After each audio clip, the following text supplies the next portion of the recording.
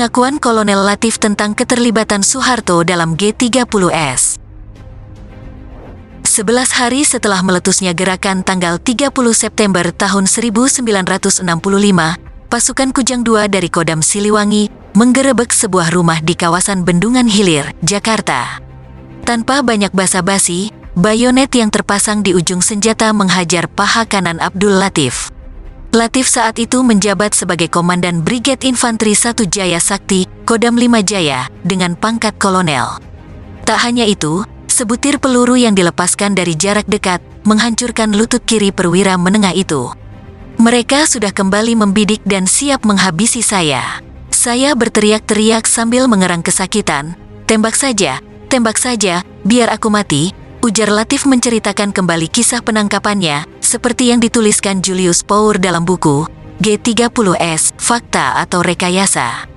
Latif, salah seorang gembong G30S selain Letnan Kolonel Untung Syamsuri itu, diseret menuju jeep militer gas yang terparkir di mulut gang, dengan alas daun pintu rumah. Ia pingsan akibat rasa sakit yang luar biasa, dan baru tersadar saat berada di kamar operasi Rumah Sakit Pusat Angkatan Darat. Setelah operasi, Latif dibawa ke ruangan asisten intelijen di Kodam 5 Jaya untuk diinterogasi. Penjara Salemba kemudian jadi kediamannya. Ia disekap dalam sel isolasi seluas 2 kali 3 meter. Luka-lukanya membusuk terkena infeksi berat akibat tak dirawat dengan baik. Hampir 10 tahun lamanya Latif berada dalam sel isolasi, keluarganya hanya diizinkan membesuk 1 kali dalam setahun. Vonis pengadilan militer baru dijatuhkan pada dirinya 17 tahun setelah tertangkap di Bendungan Hilir. Abdul Latif perwira keturunan Madura. Ia dilahirkan pada tanggal 27 Juli tahun 1926. Jelang meletusnya Perang Pasifik, ia bersama sejumlah kawannya diwajibkan Belanda ikut wajib militer untuk menghadapi serangan Dai Nippon. Mereka berlatih di Magetan lalu ditugaskan di Ciwidey dan Soreang, Bandung Selatan. Belum sempat bertempur, Belanda sudah bertekuk lutut. Ia pun sempat ditahan Jepang di Batu Jajar, lalu dipindahkan ke Kam Cimahi. Setelah bebas dari tahanan, Latif menjalani pelatihan Seinendan di Pusat Latihan Pemuda Chuo Seinen Kunren, Jakarta. Setelah revolusi meletus, ia selalu berada di garis depan sejumlah medan tempur. Mulai dari November tahun 1945 di Surabaya, kemudian bergerilya di front selatan Jawa Timur. Latif lalu dipromosikan ke Yogyakarta untuk menjabat Kepala Staf Operasi Brigade 4 yang wilayah tugasnya meliputi Wonosobo Temanggung. Bertugas di Yogyakarta membuat Latif bertemu Soeharto. Ia termasuk perwira yang memainkan peranan kunci saat serangan umum tanggal 1 Maret tahun 1949. Latif mencatat dalam pleidoinya, ia diperintahkan Soeharto menyerang daerah Malioboro saat tanggal 1 Maret tahun 1949. Latif dan Soeharto pun bersama-sama melakukan operasi militer di Makassar saat menumpas pemberontakan Andi Aziz pada tahun 1950. Soeharto secara khusus juga pernah 2 kali meminta Latif membantunya. Pertama kali saat Soeharto menjabat sebagai Komandan Resimen 14 di Salatiga, Jawa Tengah. Latif diminta menertibkan Batalion 408, yang mayoritas anggotanya warga keturunan Madura asal Jember, Situbondo, Bondowoso, dan Banyuwangi. Saya bisa bahasa Madura, sehingga ditugaskan membantu mengendalikan mereka, ujar Latif dalam buku G30S, Fakta atau Rekayasa. Kedua, semasa persiapan penyerbuan Irian Barat pada awal tahun 1962, Soeharto yang juga Panglima Komando Operasi Mandala, meminta Latif menjabat salah satu komandan Brigade Para. Namun Latif lebih dulu menerima perintah masuk Sekolah Staf dan Komandan Angkatan Darat atau Seskoat. Latif sejak di Yogyakarta memang selalu di bawah Soeharto, ujar pengamat militer, Aris Santoso. Latif sendiri mengaku anak buah langsung Soeharto sejak bertugas di Yogyakarta. Nomor registrasi pokok keduanya berurutan. NRP saya 10.685, sedangkan NRP Pak Harto 10.684, jadi saya selalu menempel di belakangnya. Tahun 1948, Pak Harto dengan pangkat Letkol memimpin sektor Purworejo dan Gombong. Sementara saya, dengan pangkat mayor di Wonosobo dan Temanggung. Wilayah tugas kami menempel, ujar Latif. Tak hanya soal kerjaan, Latif juga mengaku hubungan antar keluarga dengan Soeharto sangat akrab.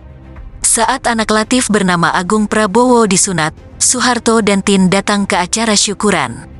Malahan Agung sempat dipangku Ibu Tin, kata Latif. Begitu juga ketika Sigit disunat, saya dan istri sowan ke sana. Pertengahan tahun 1965, Latif dijadwalkan mutasi ke Sumatera Utara. Ia rencananya dipromosikan untuk memegang jabatan Panglima Komando Tempur 1, menggantikan Brigadir Jenderal Kemal Idris. Namun proses kepindahannya berlarut-larut. Garis tangannya kemudian berubah, setelah bersama-sama dengan Letkol Untung dan Panglima Komando Tempur 2 Brigjen Mustafa Syarif Suparjo, merancang G30S. Sebanyak 6 jenderal dan 1 perwira pertama Angkatan Darat diculik dan tewas dalam peristiwa G30S tersebut. Setelah malam penculikan itu, pagi tanggal 1 Oktober tahun 1965, Letkol Untung mengumumkan pembentukan Dewan Revolusi lewat corong Radio Republik Indonesia.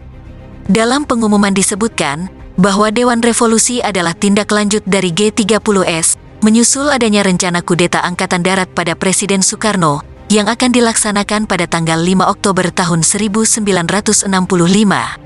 Latif secara terbuka mengaku ikut gerakan tersebut untuk menyingkirkan Jenderal anti-Soekarno. Ia berkilah, keterlibatannya itu bukan untuk mencari pangkat atau kedudukan. Saya ingin ikut membersihkan Angkatan Darat dari jenderal-jenderal yang nggak benar. Saya tidak mau pasrah, hanya diam saja menunggu sampai mereka lebih dulu bergerak, ujar perwira menengah kelahiran Surabaya itu.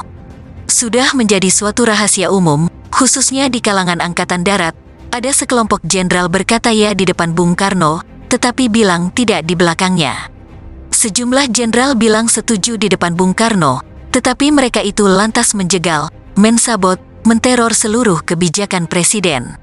Latif juga menuding kelompok jenderal itu kerjasama dengan Amerika Serikat, menyusun kekuatan militer untuk menentang dan ambil alih kekuasaan Bung Karno.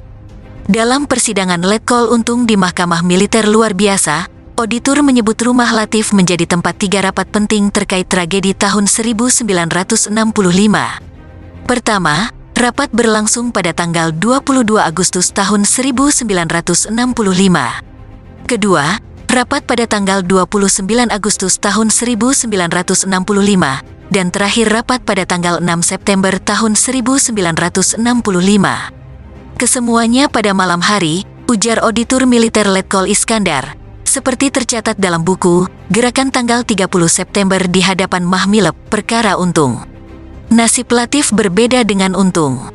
Mahmilep memvonis hukuman mati Untung pada tanggal 18 Maret tahun 1966 dan kemudian dieksekusi dalam tahun yang sama. Sementara Latif harus mendekam di sel isolasi. Baru pada tahun 1978, kasusnya diajukan ke Mahkamah Militer Tinggi atau Mahmilti. Pada tanggal 6 Juni tahun 1978, ia mengajukan permohonan untuk mengajukan saksi meringankan dalam persidangan. Tak tanggung-tanggung, saksi itu adalah Presiden Soeharto. Namun permintaan itu ditolak hakim dengan alasan tak relevan.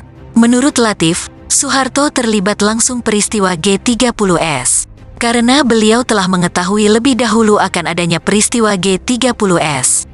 Baik mengenai info Dewan Jenderal maupun mengenai gerakan, di mana tertuduh telah melaporkan pada beliau sebagai atasan, sekalipun bukan atasan langsung, ujar Latif dalam pidato pembelaannya di Mahmilti, yang kemudian dibukukan dengan judul Pledoi Kolonel Abdul Latif, Soeharto terlibat G30S.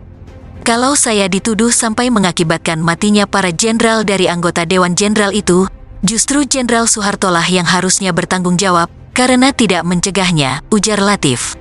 Agar Jenderal Soeharto diajukan sebagai saksi di muka sidang ini, dengan maksud untuk menjernihkan suasana, dan untuk membuka tabir yang gelap selama ini. Malam tanggal 30 September tahun 1965, Latif memang menemui Soeharto yang berada di RSPAD. Anak laki-laki bungsu Soeharto, yakni Hutomo Mandala Putra, harus dirawat karena kena siraman sup panas. Latif yang menganggap Soeharto sebagai jenderal loyalis Bung Karno, menceritakan rencana penculikan itu.